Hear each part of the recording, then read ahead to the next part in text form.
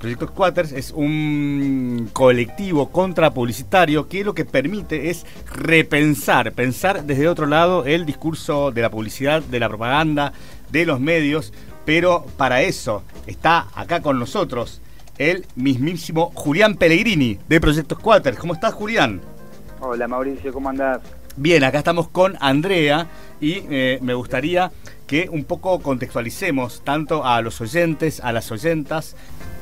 Lo que está sucediendo, están emergiendo como muchas teorías conspirativas, ¿no?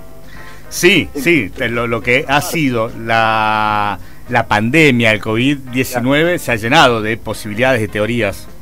Exacto. Y yo le contaba que yo no adscribo particularmente a ninguna teoría conspirativa, ni dejo de adscribir, ¿sí? Porque me parece que rechazar una teoría, aunque sea de estas llamadas conspirativas, sin ponerla a prueba, me parece tan obtuso y tan ilógico como aceptar la historia oficial simplemente porque la cuentan los medios, sin investigarla y sin contrastarla o sin ponerla a prueba.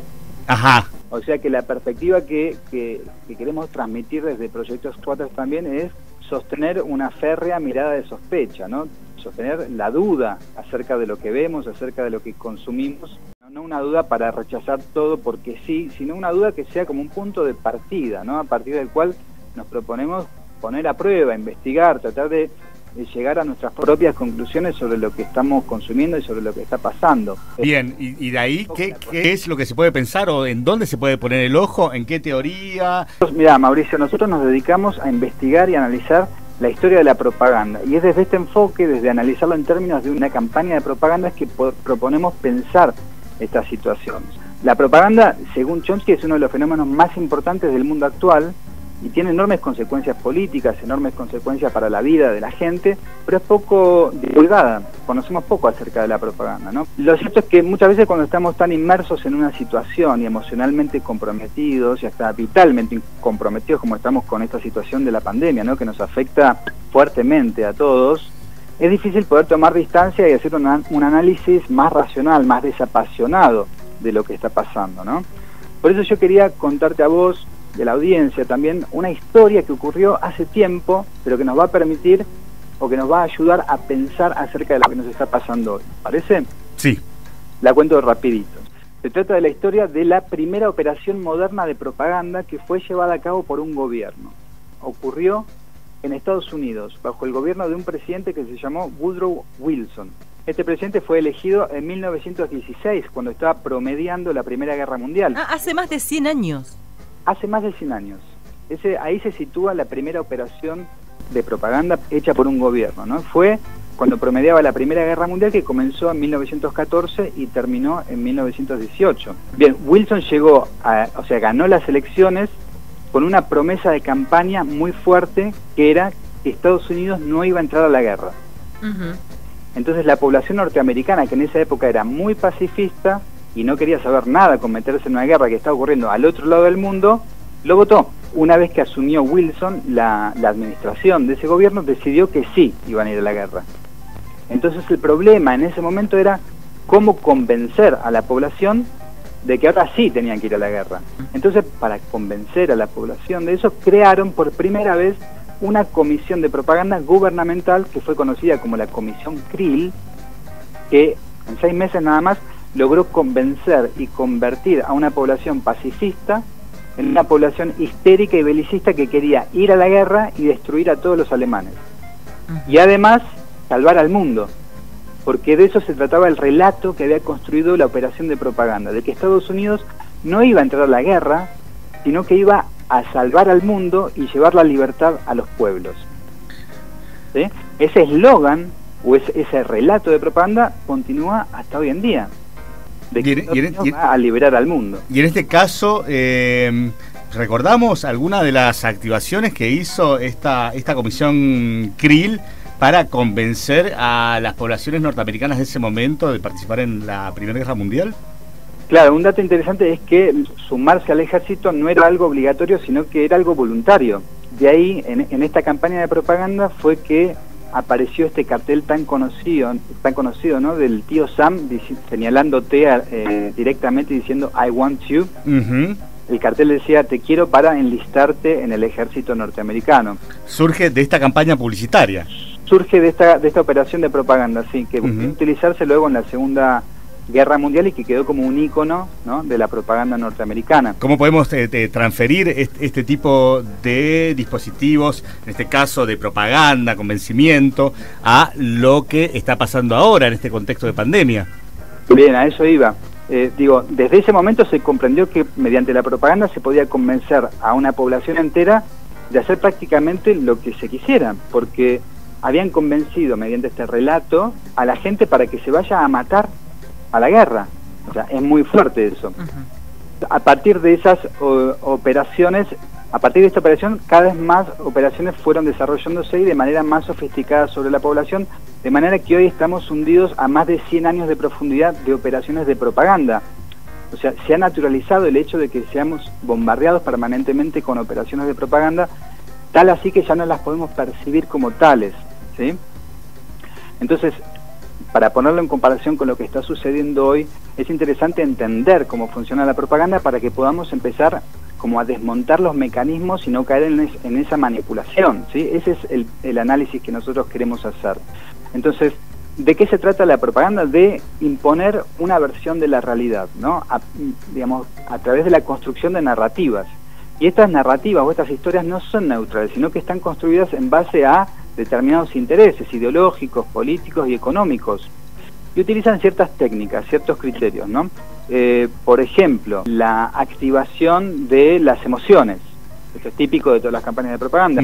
Promover el miedo, por ejemplo, y que hoy lo podemos ver claramente, cómo se fogonea el miedo, ¿no?, acerca de esta narrativa de un enemigo invisible que está al acecho y que todos podemos ser, digamos, portadores de este enemigo.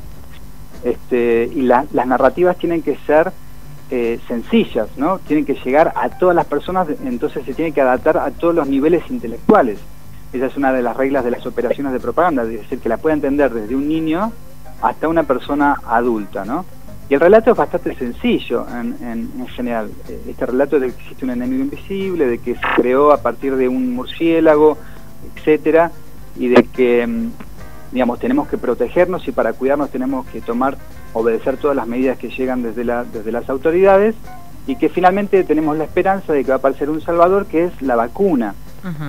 Apela a la polarización de las opiniones, ¿no?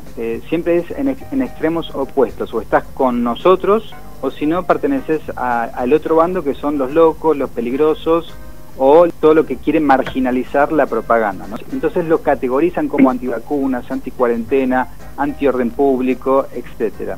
Y una de las técnicas fundamentales de la propaganda, es la repetición permanente del mismo relato desde diferentes enfoques. Es lo que va a garantizar que la población absorba completamente este relato, esta narrativa. Esto que estás hablando no es solamente la repetición a través de, por ejemplo, publicidad oficial, sino también se utilizan otros actores, por ejemplo, algunos periodistas conocidos, ¿o no tiene nada que ver? Absolutamente, la publicidad oficial es el menor porcentaje de esto, porque el mayor porcentaje de esta repetición, de estas narrativas propagandísticas, ocurre a través de los medios masivos de comunicación, de las redes sociales. ¿Sabes qué? Vinculado a esto que venís diciendo, o desde Proyecto Squatters, lo que han hecho es interpelar al discurso publicitario, a las narrativas propagandísticas, a través de la intervención de publicidades. Publicidades en la vía pública, publicidades digitales. Quiero preguntarte y contarte, Andrea, que en el perfil de Instagram de Proyecto Squatters se habían hecho una intervención con un Lionel Messi comprometido, ¿no? Lionel Messi titulando... Político. Un Lionel Messi comprometido políticamente. Totalmente. Acá hubo un golpe de estado planetario, decía Lionel Messi en esta intervención. No estamos en contra de la cuarentena, afirmó rotundamente, en tanto medida sanitaria para atender el problema sanitario.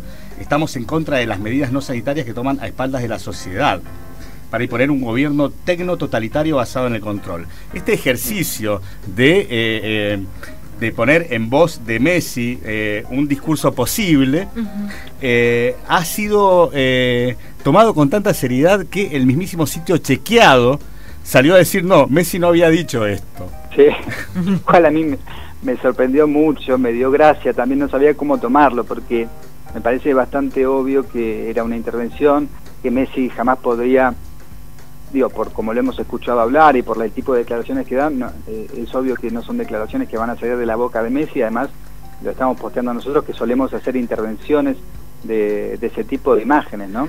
Sí, pero vos sabés que yo no sé si no es tan obvio. Yo me parece que lo creí en un momento. ¡Posta! Dije, ¡posta! ¡Posta! ¿Cómo va a decir algo así Messi? No dice esas cosas. Claro. Claro, sí. Yo, en el contexto de pandemia, que pasan cosas tan inesperadas, todo puede pasar, parecería, ¿no? Exacto, sí. Sí, también me parece que sirvió para reflexionar un poco acerca de eso, y de qué fácil a veces resulta poder manipularnos, ¿no? O sea, me parece que eso es fundamental, poder darnos cuenta, asumir esta herida narcisista, diría Freud, de que somos sujetos absolutamente manipulables. Sí, en un medio que se dedica, como el perfil de Instagram de Proyecto Squatters, a intervenir, a hacer ficción con lo que son, en este caso, las publicidades y los discursos, resulta creíble este discurso de Messi. Bueno, es llamativo. Es llamativo, reforzando lo que decís, cómo funciona la fake news, por ejemplo. Eso es lo que pensábamos, ¿no? Si esto que lo hicimos nosotros desde nuestra página que se dedica a eso puede generar este nivel de controversia, imagínate el nivel o la capacidad de manipulación de la opinión pública que tienen los grandes medios, ¿no? Exacto. Julián querido, ha sido un placer hablar con vos. También ha estado buenísimo aclarar esto, aclarar este simpático hecho de Messi diciendo acá hubo un golpe de estado planetario, y que después saliera la gente de Chequeado, que justamente se dedica a esto, a decir no, Messi no dijo esto sobre la pandemia del coronavirus. Un ejercicio interesantísimo para probar y recontra comprobar qué pasa con las posibilidades de los discursos. Totalmente, y cuán vulnerables estamos a las operaciones de propaganda. Me parece que es interesante remarcar eso y por lo tanto sumar herramientas, equiparnos para poder analizar críticamente las operaciones de propaganda. Tal cual. Julián Pellegrini, de Proyecto Squatters, te podemos encontrar, bueno, obviamente en Facebook, en Instagram. Te agradecemos muchísimo. O en Bariloche, que pases un hermoso día. Igualmente, muchas gracias por el llamado. Gracias a vos.